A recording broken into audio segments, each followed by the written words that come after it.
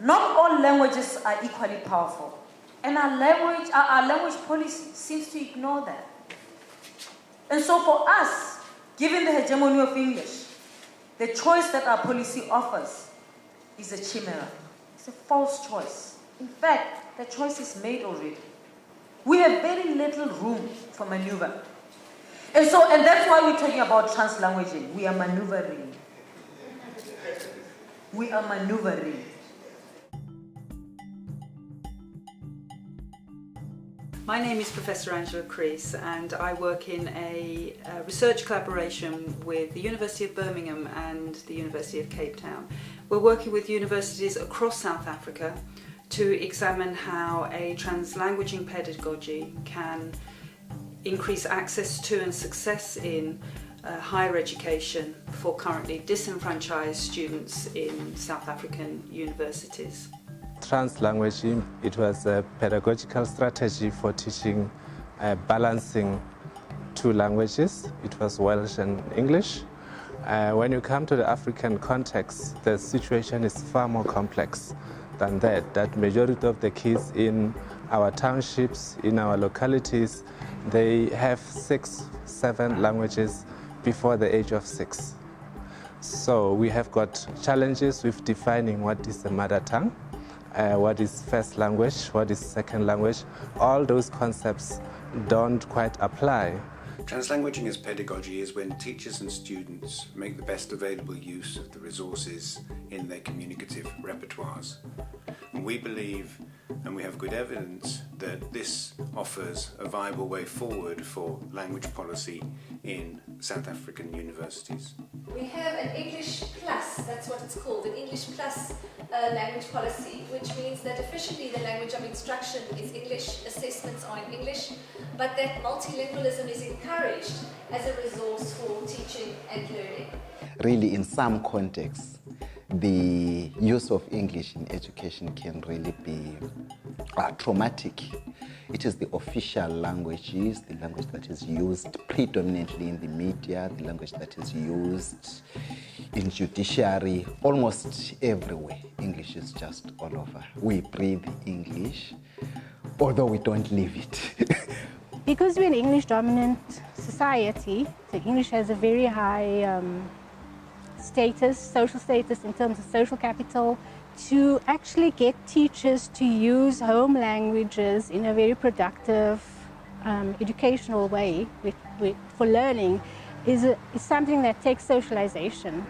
Translanguaging is not a process of switching from one standardized code into another without reference to the previous languages. It means that you have to have a skill to use both languages, perhaps even in one sentence or one phrase, to make meaning. Multilingualism used to be seen as a multiple monolingualism, but translanguaging helps us that instead of seeing language as separate, we see languages as fluid, language as mixed. So that view helps us that students are allowed to draw from different resources, linguistic resources which they have, instead of being confined to one particular language which is recognized as the medium of instruction.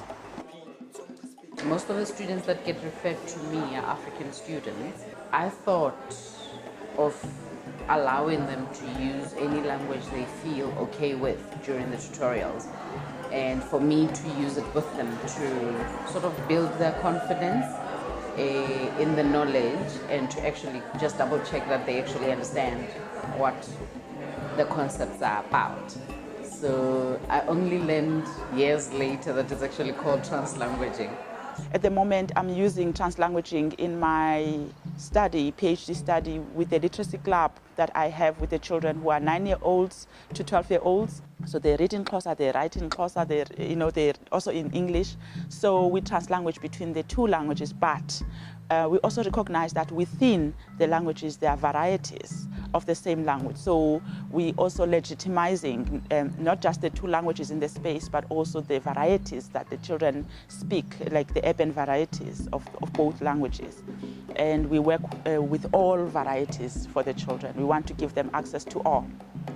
If I don't understand something in English, I must be permitted in a translanguaging environment to ask in a language which I understand. Then if they explain in my own language, I will be able to express well my ideas in the language drawing from my stronger language. Translanguaging, it maximizes the ability of multilingualism. And it also helps us to have an effective communication.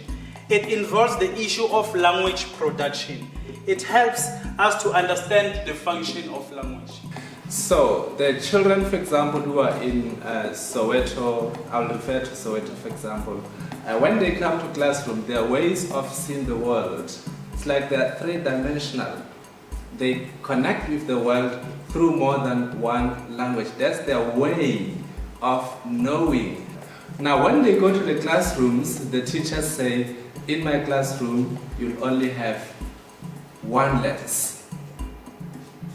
And that is almost the direct opposite of their way of knowing. So the whole schooling system is based on a monolingual learner. Therefore, we are failing majority of the children in the schools because we want them to fit into monolingual spaces.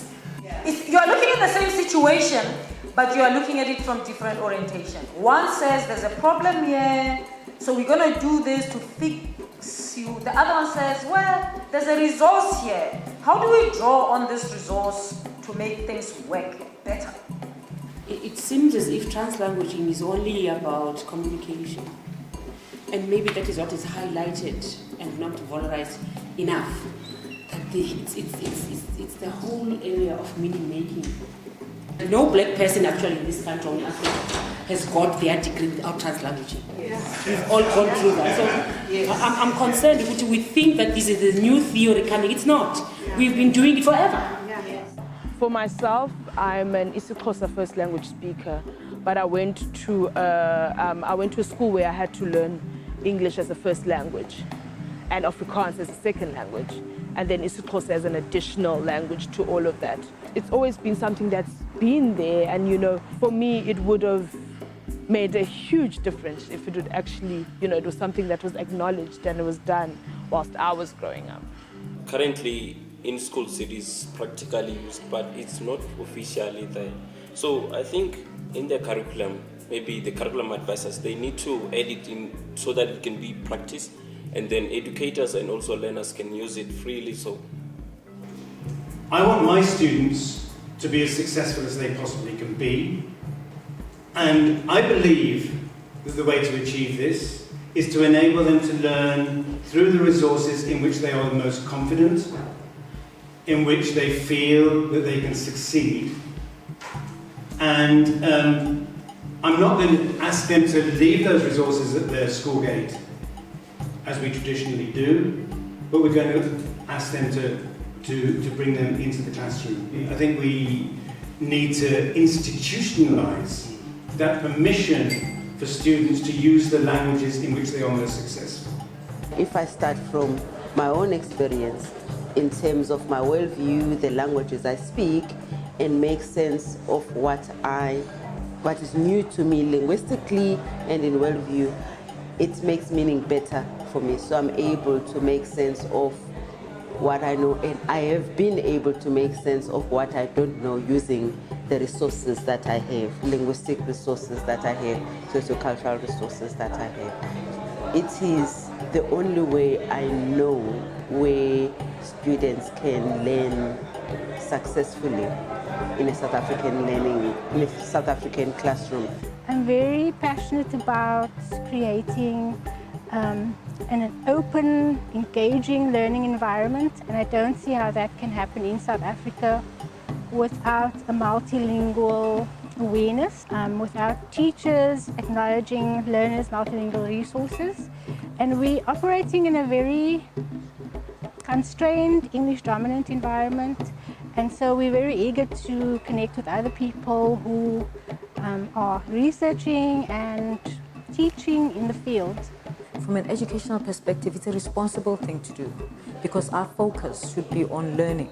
So how do you enhance it? How do you make it happen? And translanguaging is one resource that you can use to make sure that learning, high quality learning happens. I think, to me, it's a call. You know, what is happening across universities, a call for decolonization. I think, you know, we then begin to decolonize the way we see language, to question the concept of standard. What is language, in fact? What is standard language? What is home language? What is mother tongue? You know, we should not just take those things as a given. So, and I think translanguaging opens a space for us to begin to question some of those concepts that we've been working with. Translanguaging is the future, and because it is a reflection of the true societies and their ways of being, their ways of communicating. It is in the public space, it is in the social media, it is in people's heads. Cognitively, people are juggling between several languages every day. It offers a rich platform for people from diverse cultural groups and language groups and whatever group people come from to learn from one another. So for me, it can only make sense.